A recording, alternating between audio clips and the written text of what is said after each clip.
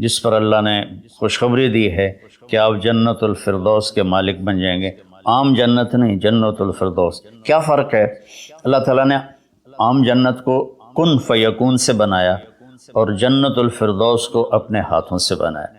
اپنے ہاتھوں سے بنایا، یہ تعبیر ہمیں معلوم نہیں، لیکن ہم اس پر ایمان لائے، متشابہات میں سے۔ تو پھر اس میں جو سب سے بڑی دولت ہے وہ یہ ہے، جنت والے جمعہ اللہ کا دیدار کریں گے، ہم کلام ہوں گے، اس کی محفل میں بیٹھیں گے۔ لیکن جنت الفردوس والے صبح بھی اللہ کا دیدار کریں گے، شام بھی اللہ کا دیدار کریں گے۔ اللہ اکبر۔ تو جس دن اللہ اپنا دیدار عام کرائے گا تو اللہ تعالیٰ پوچھے گا راضی ہو؟ کہیں گے یا اللہ بہت راضی۔ پھر کہیں گے یا اللہ ہم تیری عبادت کا حق نہیں ادا کر سکے، آج تجھے دیکھ کے پتہ چلا ہے کہ آپ کیا ہستی ہیں، ہمیں اجازت دیں ہم آپ کو ایک سجدہ کریں جیسے دنیا میں بغیر دیکھے کیا تھا۔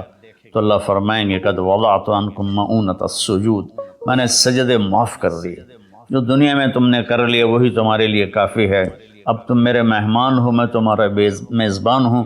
کلوا واشربوا ہنیئا بما اسلفتم فی الایام الخالیہ، کھاؤ پیو مزے کرو، کھاؤ گے پخانہ نہیں، پیو گے پیشاب نہیں، اور رات نہیں، دن کا جیسے صبح کا وقت ہوتا ہے یہ وقت ہوگا، اور نہ بیماری، نہ بڑھاپا، نہ دکھ، نہ درد، نہ لڑائی، نہ جھگڑے، نہ تکلیف، اور ہر آنے والا دن نہیں، ہر آنے والا لمحہ خوشیاں بڑھاتا چلا جائے گا، بڑھاتا چلا جائے گا، ہم فیہا خالدون، ہمیشہ کی زندگی ہے، جو آگ میں گئے ان کے لیے بھی، جو جنت میں گئے ان کے لیے بھی۔ تو اللہ تعالیٰ نے جنت الفردوس کے لیے صرف 7 باتیں ہم سے مانگی ہیں۔ اگر تم 7 کام کر لو تو میں تمہارے لیے جنت الفردوس کا سائن کرتا ہوں۔ وہ کیا ہے؟ سورہ مومنون شروع ہو رہی ہے، بسم اللہ الرحمن الرحیم۔ قد افلح المؤمنون الذین هم فی صلاتهم خاشعون والذین هم عن اللغو معرضون والذین هم للزکاة فاعلون والذین هم لفروجهم حافظون الا على ازواجهم او ما ملكت ايمانهم فانهم غير ملومين فمن ابتغى وراء ذلك فاولئك هم العادون والذین هم لأماناتهم وعهدهم راعون والذین هم على صلواتهم يحافظون اولئک الذین یرثون الفردوس هم فیہا خالدون۔ اللہ تعالیٰ نے کہا کہ میری طرف سے خوشخبری دے دو کہ جو لوگ اپنی نمازوں کو توجہ سے پڑھیں گے، یہ اس میں آپ دیکھیں ہم کا لفظ آتا ہے، قد افلح المؤمنون الذین هم فی صلاتهم خاشعون والذین هم للزکاة فاعلون والذین هم عن اللغو معرضون والذین هم لفروجهم حافظون، تو والذین هم لأماناتهم وعهدهم راعون، اور اولئک الذین یرثون الفردوس هم فیہا خالدون۔ ہم تو اس میں اللہ تعالیٰ کہہ رہا ہے کہ جنت الفردوس میں جانے والا وہ ہے جس میں یہ صفات ہوں گی، بس یہی لوگ جائیں گے، دوسرے نہیں جا سکتے۔ جنت تو سارے مومنین کے لیے ہے، لیکن اگر جنت الفردوس جانا ہے، وی آئی پی کلاس میں جانا ہے، فرسٹ کلاس میں جانا ہے، اور وی آئی پی لانج میں بیٹھنا ہے، تو جو قیامت سے پہلے اور ہماری موت سے لے کر اٹھنے کا جو وقت ہے یہ لاؤنج ہے، اس میں آپ لاؤنج میں بیٹھے ہوئے ہیں۔ تو فرسٹ کلاس لاؤنج اور ہوتا ہے، اور بزنس اور ہوتا ہے، اکانومی اور ہوتا ہے۔ تو اللہ تعالیٰ فرما رہے ہیں کہ اگر تم بہت اعلیٰ زندگی لینا چاہتے ہو تو یہ چند باتیں ہیں۔ کیا ہیں؟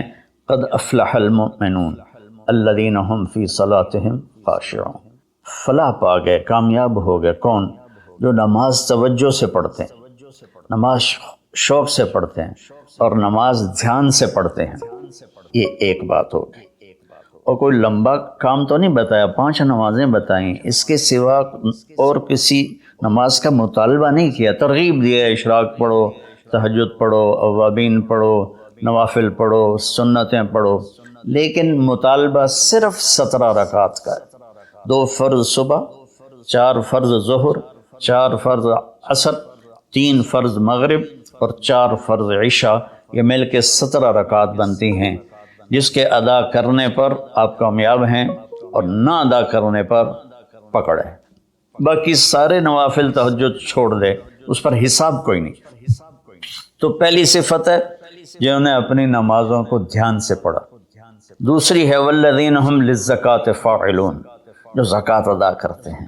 اللہ کو سخی سے پیار ہے، بخیل سے اللہ تعالیٰ کبھی پیار نہیں کرتا، چاہے وہ الٹا لٹک کے عبادت کرے، ایک ٹانگ پہ کھڑے ہو کے عبادت کرے، اللہ پاک کو سخی سے پیار ہے۔ اور میرے نبی کا فرمان ہے سخی اللہ کے قریب ہے، سخی جنت کے قریب ہے، سخی جہنم سے دور ہے، اور سخی سے اللہ راضی ہے۔ اور بخیل آدمی اللہ سے دور ہے، جنت سے دور ہے، جہنم کے قریب ہے، اور اللہ اس سے ناراض ہے۔ اور پھر اللہ نے سخاوت کی کیا حد رکھی ہے؟ 2.5%۔ اگر آپ کے پاس 1,00,000 روپے ہے، 2,500 اس میں سے نکال کے کسی غریب کو دے دیں تو آپ بھی سخیوں میں آ گئے۔ باقی سخاوت کی کوئی حد نہیں، جتنا دیتے چلے جائیں وہ کم ہے۔ آپ کے پاس 1 کروڑ روپے ہے تو 2.5 لاکھ دے دیں، 1 کروڑ سے 2.5 لاکھ نکل جائے پتہ ہی نہیں چلتا، اور 1 لاکھ سے 2,500 نکل جائے تو پتہ ہی نہیں چلتا، 2.5 لاکھ کروڑ میں سے، 2,500 لاکھ میں سے۔ اور ہمارے لیے ہے جو ذمہ دارہ پیشے سے تعلق رکھتے ہیں، ہمارے لیے ہے 5%، کہ اگر میرے چاول 100 من ہوئے ہیں تو اس میں 5 من غریب کا حصہ ہے۔ میری 100 من گندم ہوئی ہے، اس میں 5 من غریب کا حصہ ہے۔ میری کپاس 100 من ہوئی ہے، اس میں 5 من غریب کا حصہ ہے۔ تو دوسری صفت اللہ نے بتائی والذین هم للزکاۃ فاعلون۔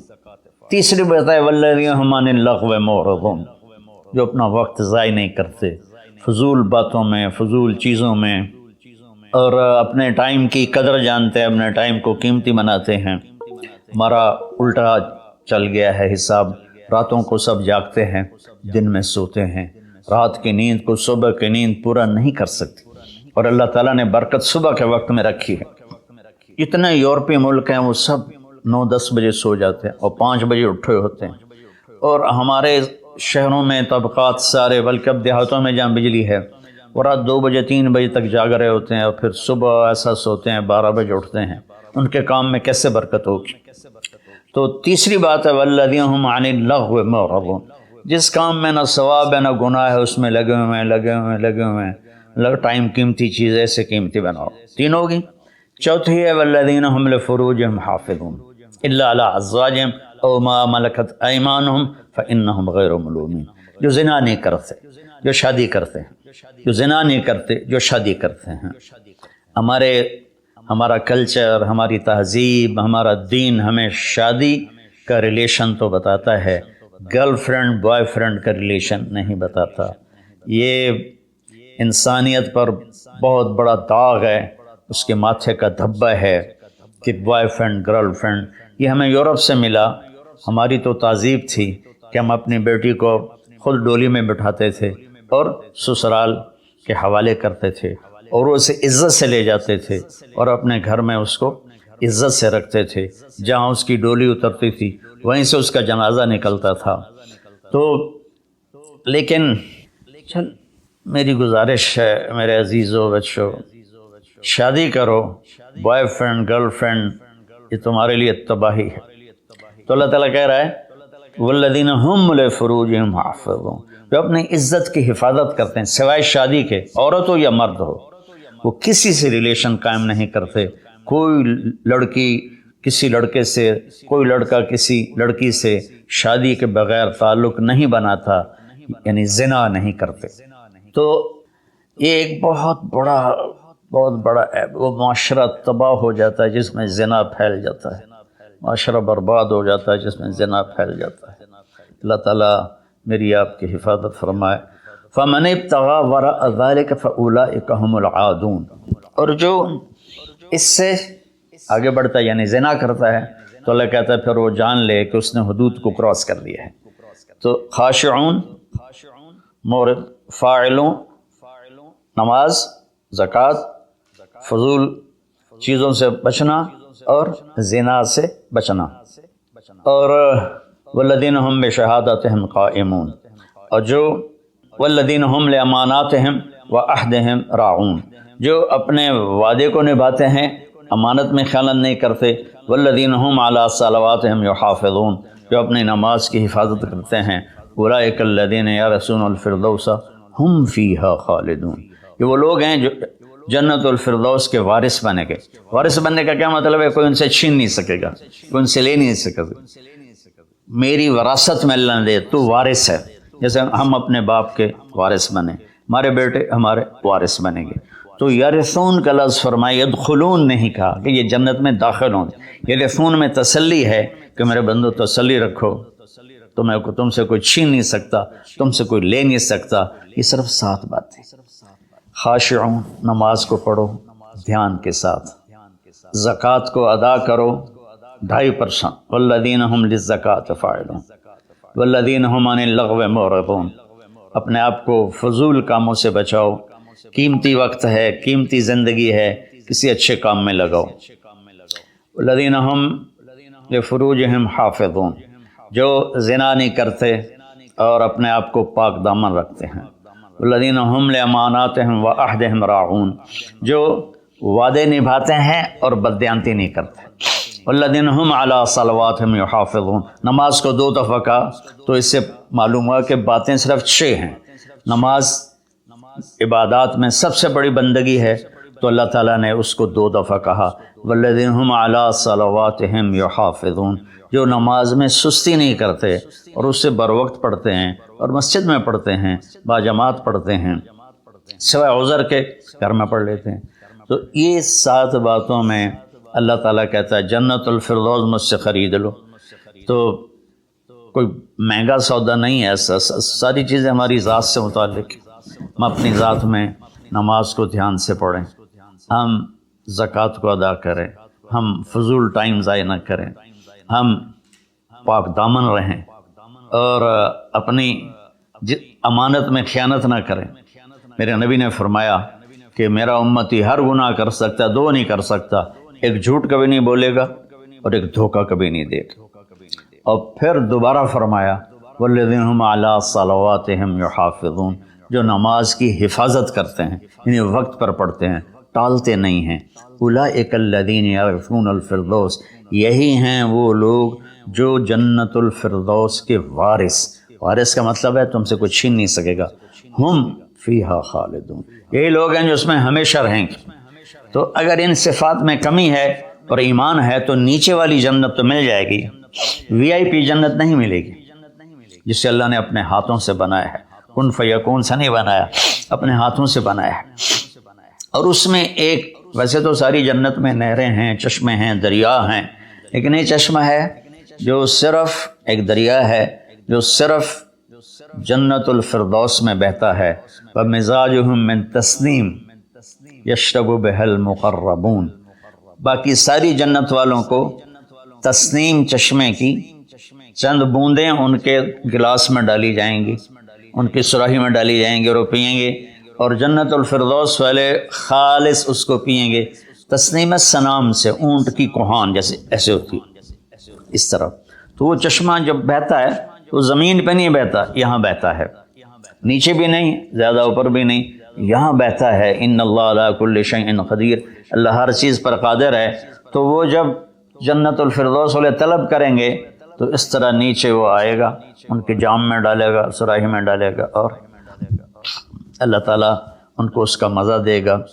ایسے ہی سورہ دہر میں اللہ تعالیٰ نے 3 درجے فرمائے ہیں، اس میں جنت الفردوس والا درجہ ہے کہ وَسَقَاهُمْ رَبُّهُمْ شَرَابًا طَهُورًا، اللہ خود انہیں شراب طہور پلائے گا۔ تو میرے بھائی بہنوں، میرے بچوں بچیوں، اللہ کے واسطے قرآن پڑھو، قرآن سے جڑو۔ علماء سے کہتا ہوں قرآن بیان کرو، قرآن بیان کرو، قرآن بیان کرو، اپنے نبی کی سیرت بیان کرو، سیرت بیان کرو، سیرت بیان کرو۔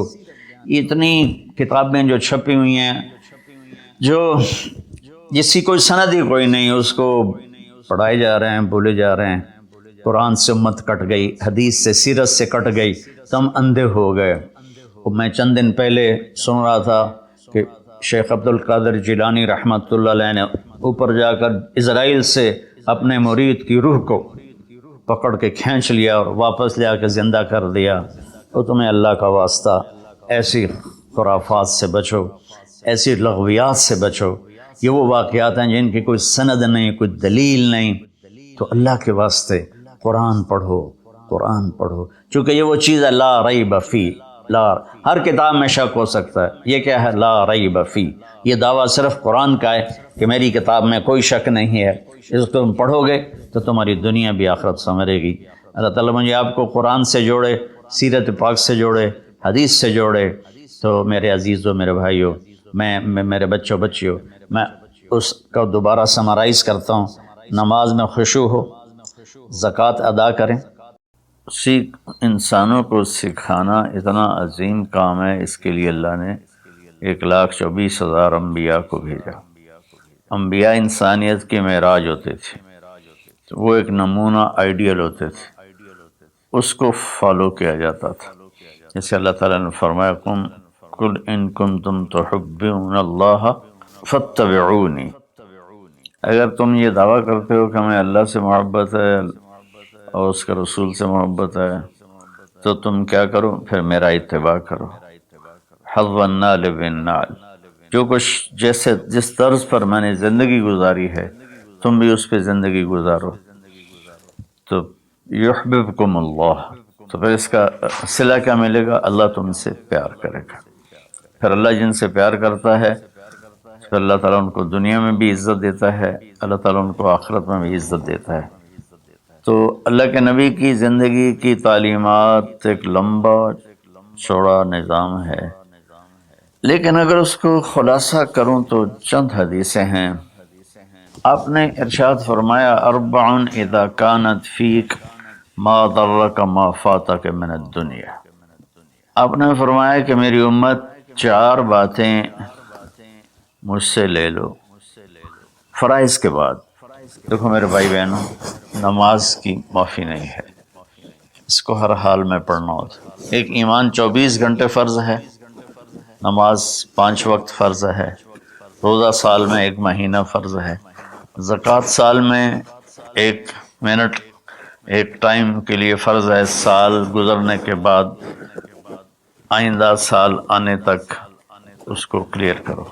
حج زندگی میں 1 دفعہ فرض ہے، جب کبھی اللہ توفیق دے اس کو ادا کرو۔ تو ان فرائض کے بعد پھر ان فرائض میں صرف نماز ایسی ہے جس میں کوئی عذر قبول نہیں سوائے بے ہوشی اور موت کی۔ اس کے علاوہ ہر حال میں نماز کا پڑھنا اللہ تعالیٰ نے ہمارے ذمے کر دیا ہے۔ روزہ بیمار ہے تو نہ رکھے، بعد میں رکھ لے، سفر میں ہے بعد میں رکھ لے، زکوٰۃ دینے کا وقت آیا تو پیسے کوئی نہیں ہے تو ٹھیک ہے اب نہ دے، بعد میں دے دے۔ اور حج میں بھی ایسا ہے کہ بیمار ہے تو نہ کرے، راستے میں فتنہ ہے تو نہ کرے، یعنی جنگ ہے یا بدامنی ہے تو مت کرے، لیکن اس کو مؤخر کر سکتا ہے، کسی بھی سال حج کر لے۔ ان الصلاۃ کانت علی المؤمنین کتابا موقوتا، نماز وہ چیز ہے جو اللہ تعالیٰ نے تمام دنیا کے مسلمانوں پر فرض کی ہے، اس میں کوئی گنجائش نہیں ہے۔ تو میری یہ سب بہن بھائیوں سے گزارش ہے، بچے بچیوں سے، نماز ضرور پڑھیں، اللہ کے واسطے نماز ضرور پڑھیں۔ اس میں کوئی معافی اللہ تعالیٰ نے نہیں رکھی۔ اللہ کے لیے میں آپ سب سے منت کرتا ہوں، میں کہا کرتا ہوں اگر نماز چھوڑنے کی گنجائش ان 15ویں صدی جا رہی ہے، 1441 ہو گئی ہے، اگر اس میں کسی کو گنجائش ملتی تھی تو میرے نبی کے نواسے حسین علیہ السلام کو کربلا کے میدان میں ملتی تھی، لیکن انہوں نے بھی وہاں نماز نہیں چھوڑی، سر کٹوا دیا۔ تو برائے مہربانی نماز سارے بچے بچیاں بہن بھائی ضرور ادا کریں۔ تو وہ حدیث یہ تھی، اس کے بعد نماز، روزہ، حج، زکوٰۃ کے بعد، زکوٰۃ اور حج مالداروں پر ہے، اس کے بعد یہ ایک حدیث پر میں عمل کر لوں، یہ سامعین عمل کر لیں، جہاں تک میرا پیغام پہنچے وہ عمل کر لیں، تو میرے نبی کا فرمان ہے تمہارا دنیا میں کوئی نقصان نہیں ہے، تمہیں دنیا میں کوئی چیز نقصان نہیں پہنچا سکتی، تم پرامن رہو گے، اللہ کے سائے میں رہو گے، اور جب دنیا یہ ہے تو آخرت پھر یقیناً اللہ تعالیٰ ان کا ساتھی بن جاتا ہے۔ وہ 4 باتیں کیا تھیں؟ صدق و حدیث، حفظ و امانت، حسن و خلیقت، عفت فی طعمت۔ 4 بات آپ نے ارشاد فرمایا، ہمیشہ سچ بولنا، جھوٹ نہ بولنا، کہ میرے نبی کا فرمان ہے کہ مسلمان جھوٹ نہیں بول سکتا ہے۔ ایک صحابی نے پوچھا، یا رسول اللہ یکون المومن جبانا، کیا یہ ممکن ہے کوئی مسلمان بزدل ہو؟ بزدل، بز کہتے ہیں بکری کو، اور آگے دل، بکری کے دل والا۔ تو بکری سب سے ڈرپوک جانور ہے، تو اس کو پھر جو آدمی ڈرنے والا ہو اس پر لگا دیتے ہیں۔ تو کیا ہو سکتا ہے کہ کوئی ایمان والا بزدل ہو؟ آپ نے کہا بخیل ہو، کنجوس، اور شوم جس کو ہم پنجابی میں کہتے ہیں، پشتو میں بھی کہتے ہیں شوم، تو کیا شوم ہو سکتا ہے؟ میں کہا ہاں۔ پھر پوچھا جھوٹ بول سکتا ہے؟ کہا نہیں یا رسول اللہ۔ آپ نے کہا نہیں میرے بھائی، میرا امتی جھوٹ نہیں بول سکتا۔ پہلی حدیث آپ نے فرمائی کہ مسلمان کی پہلی زندگی کی پہلی بات یہ ہے کہ جھوٹ نہ بولے۔ الصدق ینجی والکذب یہلک، سچ نجات دیتا ہے، جھوٹ ہلاک کرتا ہے۔ میرے نبی تشریف لے جا رہے تھے مدینے سے باہر، تو آواز آئی یا رسول اللہ۔ آپ نے دائیں بائیں دیکھا تو کوئی نظر نہیں آیا۔ اب چلنے لگے تو پھر آواز آئی یا رسول اللہ۔ پھر آپ نے دائیں بائیں دیکھا، کوئی نظر نہیں آیا۔ پھر آواز آئی یا رسول اللہ، تو پھر آپ کی نظر پڑی، ایک ہرنی آپ کو پکار رہی تھی یا رسول اللہ۔ سبحان اللہ۔ ان کے آپ تشریف لے گئے تو وہ رسی سے بندھی ہوئی تھی چارپائی کے ساتھ۔ کہنے لگے یا رسول اللہ، میرے چھوٹے چھوٹے بچے ہیں، وہ بھوک سے مر رہے ہوں گے، آپ مجھے چھوڑ دیں، میں ان کو دودھ پلا کے واپس آ جاؤں۔ ایک جانور اطاعت کے لیے اتنا بڑا جذبہ دکھا رہا ہے کہ میں آ جاؤں گی، اور اسے پتہ ہے کہ میں آؤں گی تو پھر میرے ساتھ کیا ہوگا، میں پھر کبھی دوبارہ واپس نہیں جا سکوں گی، مجھے ذبح کیا جائے گا، مجھے پکایا جائے گا، کھایا جائے گا۔ آپ نے فرمایا اب تو پرائی ہے، امانت ہے، میں تجھے کیسے چھوڑ دوں، اور اگر تو واپس نہ آئی تو پھر اس کی کیا گارنٹی؟ انہوں نے کہا یا رسول اللہ، اگر میں واپس نہ آؤں تو مجھے وہ عذاب ہو جو اللہ کے نافرمان بندوں کو ہوتا ہے، مجھے وہ عذاب ہو آخرت میں جہنم کا۔ تو آپ نے اس کی رسی کھول دی اور وہ دوڑ لگا دی اس نے، اور آپ وہیں تشریف فرما ہو گئے۔ دیر ہوتی چلی گئی تو آپ کی تشویش بڑھتی گئی۔ وہ جو مالک مکان تھے وہ بھی نہیں موجود تھے، کہیں باہر ہوں گے۔ کافی دیر کے بعد آپ نے دیکھا وہ پہاڑ کی چوٹی سے نیچے آ رہی تھی، اور بھاگتے بھاگتے بھاگتے میرے نبی کے قدموں میں آ کے سر رکھ دیا، یا رسول اللہ میں حاضر۔ ایک جانور اپنی جان دینے کے لیے تیار ہے نبی کی وجہ سے، ہم اپنے نبی کی ایک سنت پر تیار نہیں ہیں، اپنے نفس کی وجہ سے، اپنی ایگو کی وجہ سے، ماحول معاشرے کی وجہ سے۔ آپ نے اس کو پھر رسی سے باندھ دیا اور وہیں بیٹھ گئے۔ کچھ دیر کے بعد مالک آیا، اس نے دیکھا اللہ کے نبی کو، جیسے یہ ہمارے دیہاتوں میں ہوتا ہے، جب میں اپنے گاؤں میں ہوں تو کچھ لوگ اپنے جو یہاں زمین ہوتی ہے نا وہاں چھوٹے چھوٹے مکان بنا لیتے ہیں اور وہیں رہتے ہیں۔ تو یہ صحابی بھی ایسے ہی تھے کہ انہوں مدینے سے باہر مکان بنایا ہوا تھا، بکریاں تھیں، ریوڑ تھے۔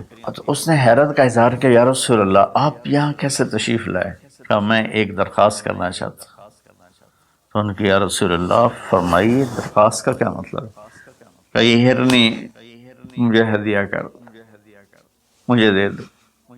وہ حیران ہو کر کہنے لگے یا رسول اللہ آپ پر تو جان، مال، عزت، آبرو، اولاد ہر شے قربان ہے، یہ بکری کی کیا حیثیت، یہ ہرنے کی کیا حیثیت؟ آپ نے کہا بس مجھے یہی چاہیے۔ سبحان اللہ۔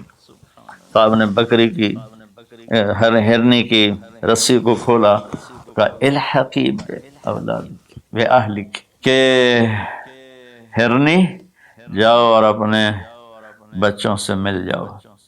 اس نے ایک چھلانگ لگائی، الصدق ینجی والکذب یہلک، سچ نجات دیتا ہے، جھوٹ ہلاک کرتا ہے۔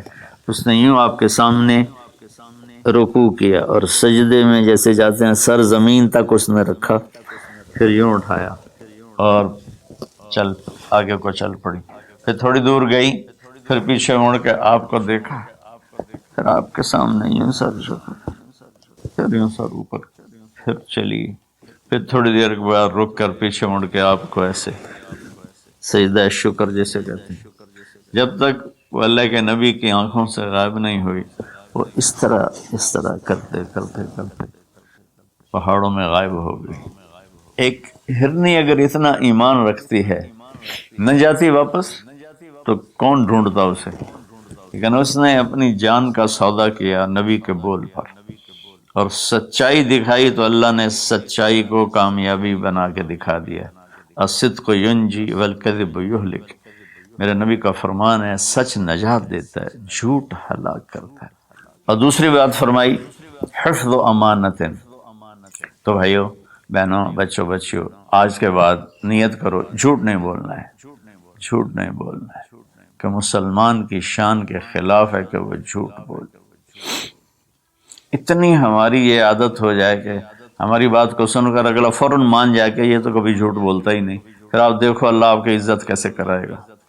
دوسرا فرمایا حفظ و امانت۔ دیکھو میری امت زندگی میں امانت دار، امانت کی حفاظت کرنا، کیا مطلب؟ کسی کو دھوکہ نہ دینا، کسی کے ساتھ فراڈ نہ کرنا، کسی کے ساتھ دو نمبری نہ کرنا، ہائے ہائے، نہ کسی انسان کے ساتھ بطور انسان غیر مسلم اور نہ کسی مسلمان کے ساتھ، کہ کسی مسلم غیر مسلم کو دھوکہ نہ دینا۔ ایک صحابی ہیں جریر بن عبداللہ رضی اللہ تعالیٰ عنہ، انہوں نے اپنے نوکر سے کہا منڈی سے گھوڑا خرید کے لاؤ اور میرے پاس لے آنا، میں پیسے ادا کر لوں گا۔ تو وہ منڈی گیا اور 300 میں گھوڑا کی رقم طے کر کے لے کر آیا اور کہا حضرت 300 میں خریدا ہے، آپ پیمنٹ کر رہے ہیں۔ جریر بن عبداللہ یمن کے شاہی خاندان سے تھے، انہوں نے وہ نسلوں کو پہچانتے تھے گھوڑے کی، انہوں نے ایسے دیکھا گھوڑا قیمتی تھا، مالک مکان کو، مالک گھوڑے کو بھی پتہ نہیں تھا، لیکن کسی کو دھوکہ نہیں دینا، یہ میرے نبی کا فرمان ان کے اندر گونج رہا تھا۔ کہنے لگے میرے بھائی میں آپ کے گھوڑے کے 300 کر دوں؟ وہ بڑا حیران ہوا، بھی کبھی خریدنے والا بھی قیمت بڑھاتا ہے۔ وہ تو کہتا جی 2-4 روپے اور گھٹ کرو، وہ کہتا ہے جی ساڑھی اتنی خرید ہی کوئی نہیں، یہ روزانہ کا جھوٹ ہے۔ تو انہوں نے کہا جی کر دو، پھر کہا 400 کر دوں، کہا جی کر دو، کہا 500 کر دوں، 600 کر دوں۔ وہ بیچارہ پریشان ہو گیا کہ لگتا ہے میرا مذاق ہو رہا ہے۔ جب انہوں نے کہا 800 کر دوں، کہنے لگا حضور میں تو 300 تے بھی راضی ہوں، تسی پتہ نہیں 500 کیڑی گل دا بتایا، میں نے جی منظور ہے تسی 800 کر دو۔ تو آپ نے خادم سے فرمایا اس کو 800 دے دو اور گھوڑا باندھ دو۔ وہ تو پٹھیاں چھالاں ماردا نکلیا، لبے میرے تو کم بن گئے، سر کڑائی تے پنجے کے ہوئے چ۔ تو جب وہ باہر نکلا تو ان کے خادم نے عرض کیا حضرت میں جب 300 طے کر کے آیا تھا اور اس نے خوشی سے قبول کیا تھا، تو 500 جناب نے کس خوشی میں بڑھائے ہیں؟ تو آپ نے فرمایا کہ میرے دوست اس کا گھوڑا 300 کا نہیں تھا، 800 کا تھا، اسے اپنے گھوڑے کی قیمت کا خود بھی پتہ نہیں تھا، تو میں 300 میں لیتا تو یہ دھوکہ ہوتا، اور میں نے اپنے نبی کے ہاتھوں میں ہاتھ دے کر عہد کیا تھا، میرے نبی نے مجھ سے فرمایا تھا جریر زندگی بھر کسی کو دھوکہ نہ دینا، سب کی خیر خواہی چاہنا۔ دوسری صفت میرے نبی نے فرمایا حفظ و امانت، کسی کو دھوکہ نہ دینا۔ کتنے لوگ لٹ گئے دھوکے بازوں کے ہاتھوں، گھر بک گئے، بچیوں کے زیور بک گئے، جعلی کاغذات بنا کر مکانوں پہ قبضہ ہے، زمینوں پہ قبضہ ہے، اور عدالتوں میں سٹے لے کر۔ دوسری صفت میرے نبی نے فرمایا حفظ و امانت ہے۔ آپ نے فرمایا یطب المؤمن علی الخصال کلہا الا الکذب والخیانہ، کہ میرا امتی ہر گناہ کر سکتا ہے، دو کبھی نہیں کرے گا، ایک دھوکہ کبھی نہیں دے گا، ایک جھوٹ کبھی نہیں بولے گا۔ تو آج رمضان کے مبارک مہینے میں دو باتیں طے کر رہے ہیں، جھوٹ نہیں بولنا ہے، فراڈ نہیں کرنا ہے، دھوکہ نہیں دینا ہے، دیانتداری سے کام کرنا ہے، چاہے تاجر ہے، بزنس مین ہے، ریڑھی والا ہے، ٹانگے والا ہے،